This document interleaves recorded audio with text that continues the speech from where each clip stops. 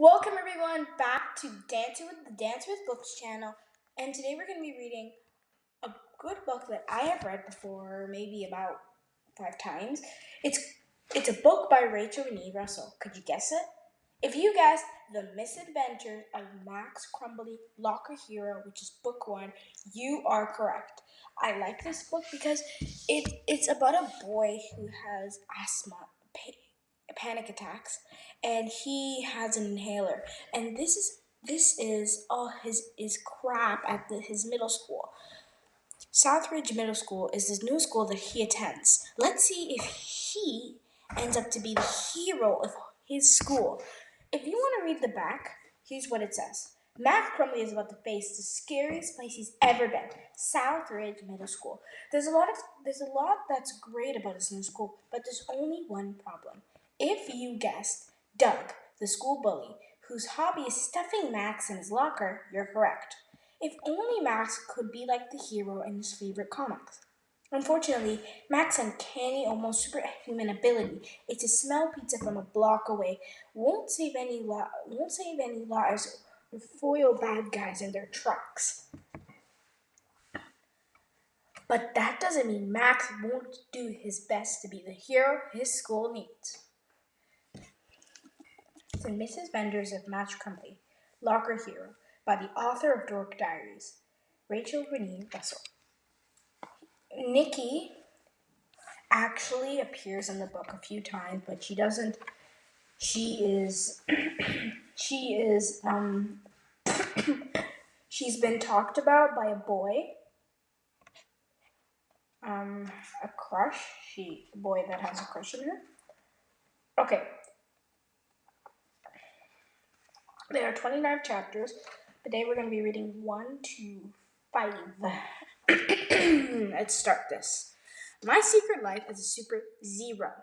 If I had superpowers, life in middle school wouldn't be so cruddy. Hey, I never miss the stupid bus again because I just fly to school. Me. And so in this picture, he is flying and a bird is actually startled by him flying, and then down on the ground there are girls and boys taking pictures of him as he's flying. Awesome, right? That would pretty much make me the coolest kid at school. But I'll let you on a little secret. Getting bombed by an angry bird is just not cool. It's nasty.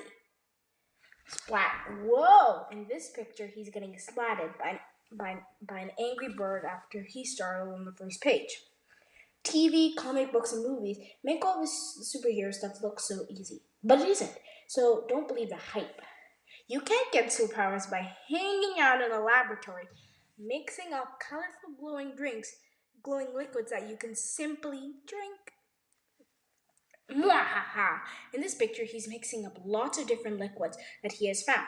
Me, mixing up a yummy superpower smoothie. How do I know it doesn't work? Kaboom! In this picture, there's a huge explosion, and you can see broken glasses and spilled liquids all over his desk. Oops! Let me put it this way. Been there, done that, got the t-shirt. So I think he has done it. He has done what he said. Even if I did have superpowers, the very first person I need to rescue is myself. Why? Because this guy pulled pulled a lousy prank on me. Because a guy at school pulled a lousy prank on me, and unfortunately, I might be dead by the time you read this. Yes, I said dead. Okay, I'll admit it. He didn't mean to kill me. But still. So if you're the type who gets freaked out over this kind of stuff, or comic book cliffhangers, you probably shouldn't read my journal. Excuse me, but are you still reading? Oh, okay, fine, go ahead. Just say I didn't warn you. Chapter 2. If there's a dead body inside my locker, it's probably me. It all started as a normal, boring, crummy day in my normal, boring, crummy life. My morning was a disaster when I overslept. Then it went straight downhill from there. I completely lost track of time at breakfast. I was reading a really old comic book that my father found in the attic a few days ago. He said his dad had given it to him as a birthday gift when he was a kid. He he warned me to be super careful with it and not take it out of the house because it was a collectible and it was probably worth a few $100s. My dad was pretty serious about it because he already scheduled an appointment to get it appraised at a local comic book store. However, since I was running late, I decided to take the comic book with me and finish reading it during lunch. Like, what could happen to it at school?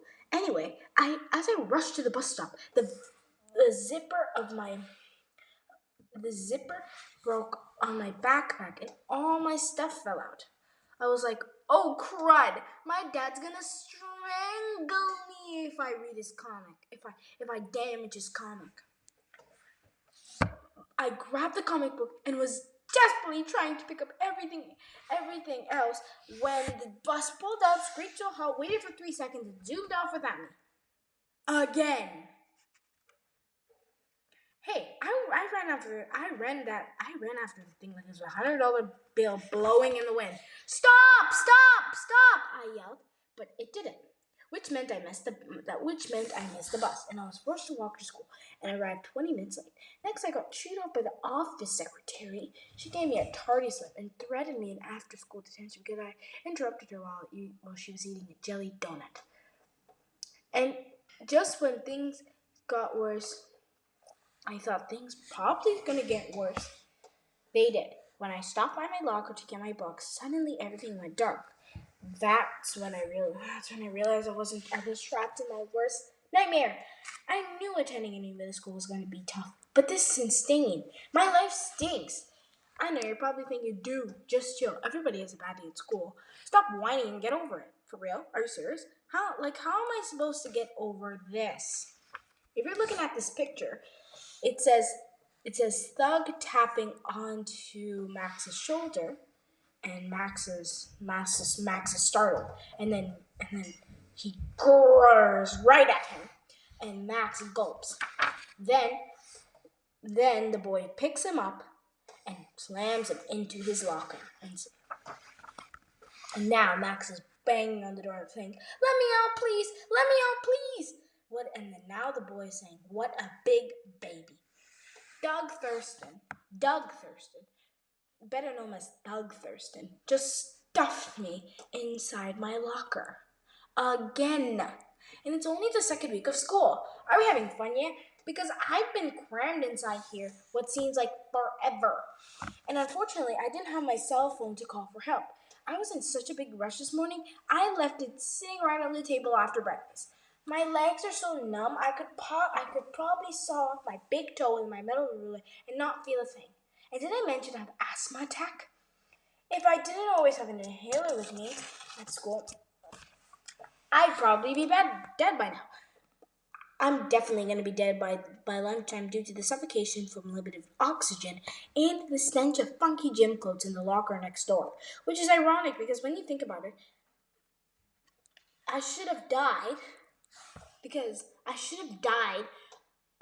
during lunch the first time I ate the sewage sludge they tried to pass off in the cafeteria.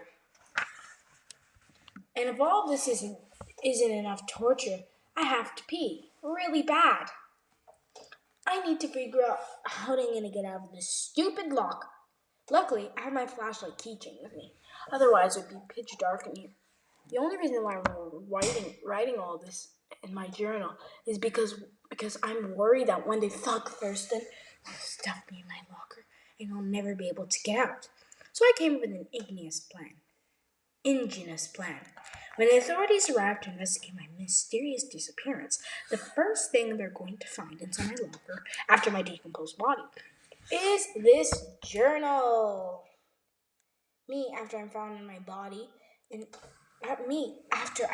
inside my locker with my journal. Okay, so practically, so in this picture, Max is a skeleton, and he has a funky, and he's sitting inside his funky locker with cobwebs and stench. has this stupid, stinky stench.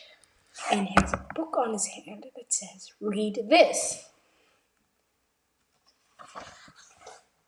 Me, after I'm found inside my locker with my journal. I'm calling it the Misadventures of Max Crumbly. It's basically a highly detailed record of all my experience here at the school. Since there's a chance I won't make it out of my locker alive,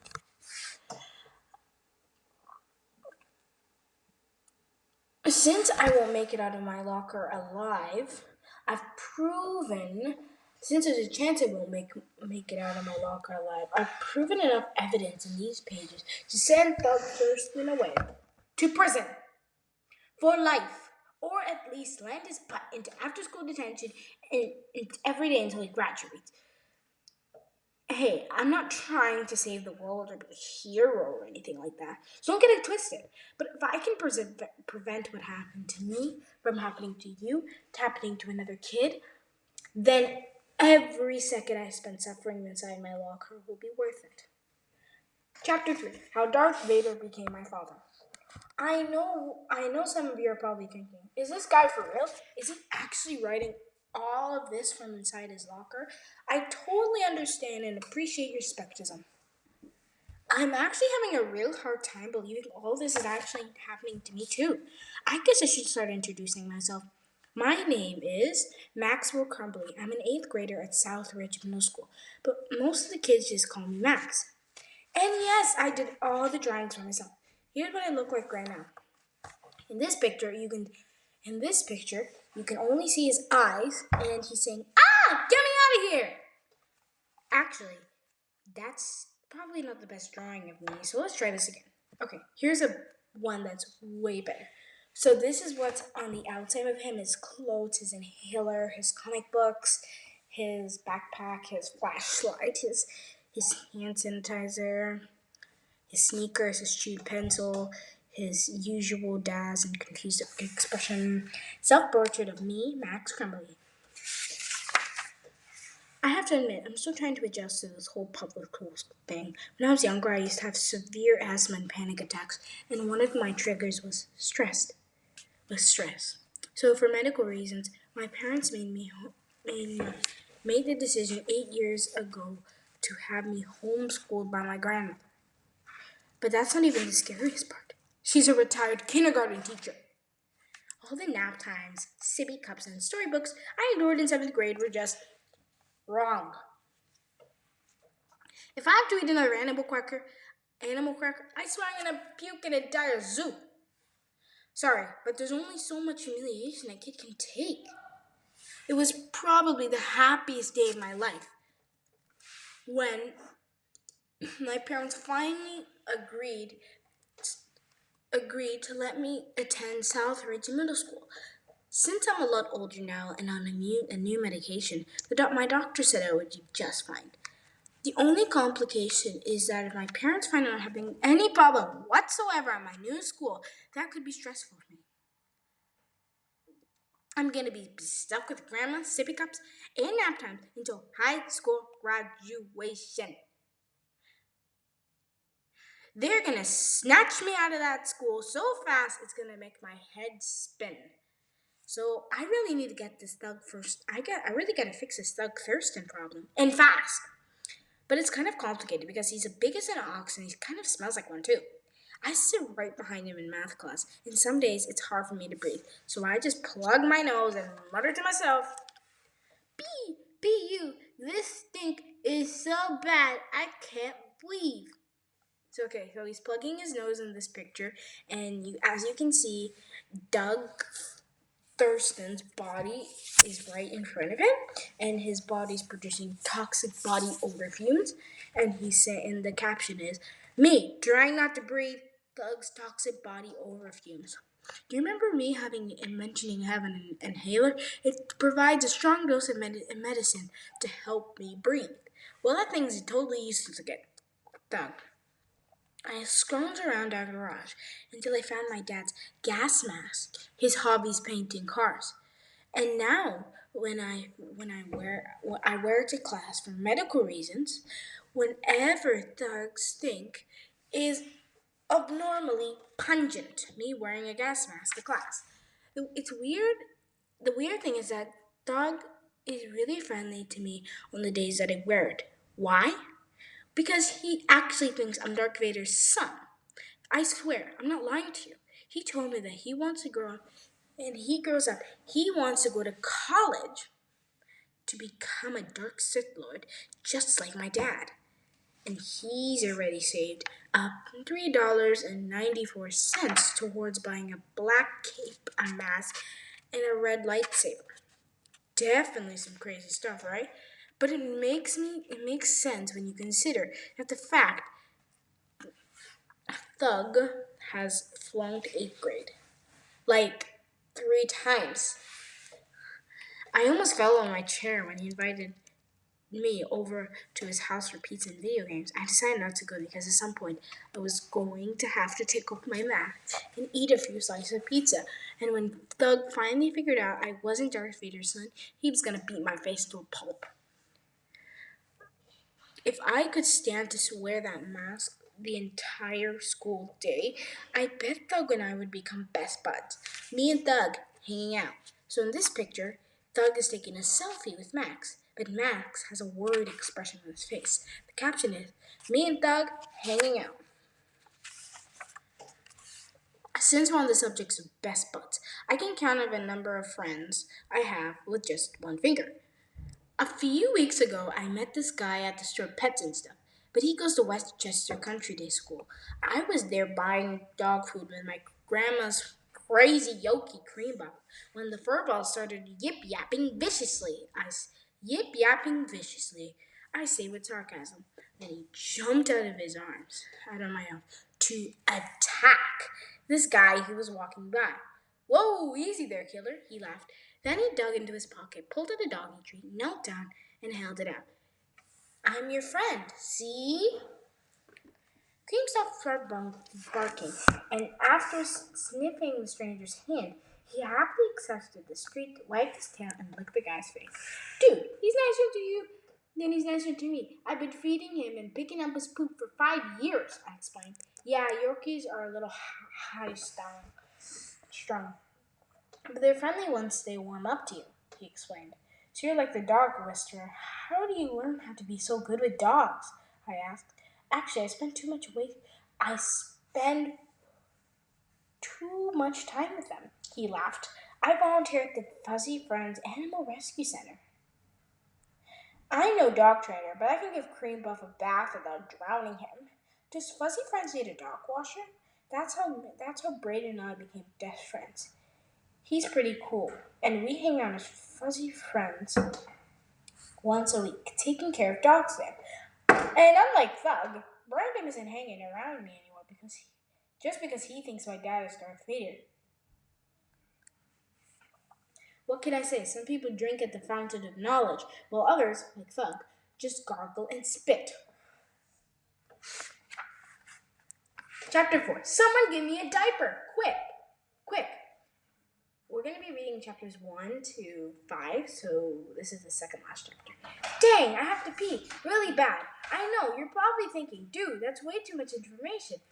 But for some reason, I always have to go to the bathroom whenever I'm really nervous or freaked out about something. My bladder problem has completely wrecked my life on more than one occasion.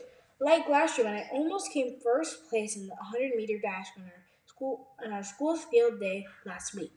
I'm not gonna lie, getting recruited as a running back for the football team and hanging out with a popular kid would have completely changed my life. But unfortunately, right at the end of the race, suddenly had to take a detour.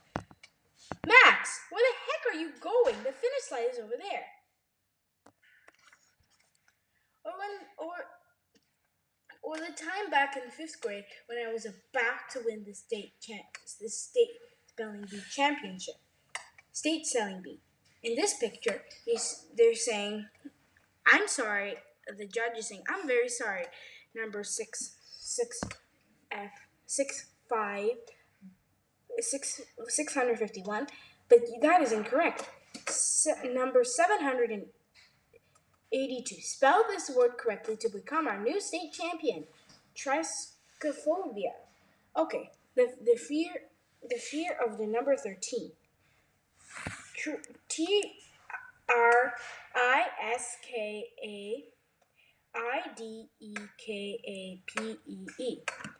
Sir, can I finish spelling this and go to the bathroom? The number 651 is like starter. My little problem even wrecked my rep. With the ladies as a party animal. Sorry, Indiana. I'd love to sit with you at lunch and talk about your party, but right now I really gotta go. My a funeral. To go to a funeral. My poor grandma sneezed, swallowed her dentures, and choked to death. Oh my God, Matt! Don't worry about my party. I'll just give your invitation to Jacob, the most popular kid in school. Yep, I got uninvited to the only party I've ever been invited to in my entire life. Pretty pathetic, right? But my mom is in it. She tells me not to worry about my socially dysfunctional bladder. She says my reaction is perfectly normal and just part of an automatic fight or flight response that both humans and animals have to protect themselves with. They sometimes dump their bladders and even their bowels so they can be lighter to either fight their enemies or run away from them. Which got me thinking about my situation. Maybe if I just use my natural fight or flight instinct, I wouldn't be stuck inside my locker. I mean, what if things had gone down a lot differently? You know, like this. Doug's tapping up Max Crumbly once again. Me. He's now startled. Then he now goes, grrr! He picks him up, and Max Crumbly gets scared. But you know what Max Crumbly does? He pees on him. Dude, did you just pee on me? Doug says. You sicko, stay away from me. Beat it, punk, says Max Crumbly. There's a lot more where that came from. With a big baby. I bet Doug would be so freaked out and scared of me, he'll never bother me again. And he'll even stop bullying other kids because he'll be afraid that I'll find out about it and kick his butt like last time. I'll be a hero at Southbridge Middle School, and everybody would want to be my friend and hang out with me. How sweet would that be? Yeah, right. Who am I kidding? I'll probably be known I'll probably just be known as at school as the weird new kid who peed on Doug Thurston. Now that would really help my street cred. Not. This is the last chapter, and it's called Why I Stuck My Toes in My Sister's Bowl of Popcorn. I have a huge collection of superhero comic books. I actually write and draw my own. I'm not gonna lie to you, I take this stuff very seriously. I've done a ton of research on what it would take to become a real superhero, but it's extremely complicated and pretty intense. Like, for example, my whole power thing. Unfortunately, my uncanny, almost superhuman ability to smell pizza from a block away won't save any lives. And the double-jointed, extra long claw like toes I inherited from my father won't help me stop a criminal dead in his tracks. Although weird toes would be invalid in helping a wannabe superhero training scavenge for food, how? I simply place my claw-like toes in my older sister's Megan bowl of popcorn and ask innocently, are you eating that popcorn? And then now he's sticking his toes in his sister's bowl of popcorn. Me, scavenging for food with my superhuman claw-like toes while traumatizing my sister. This will gross her out so badly that she'll shriek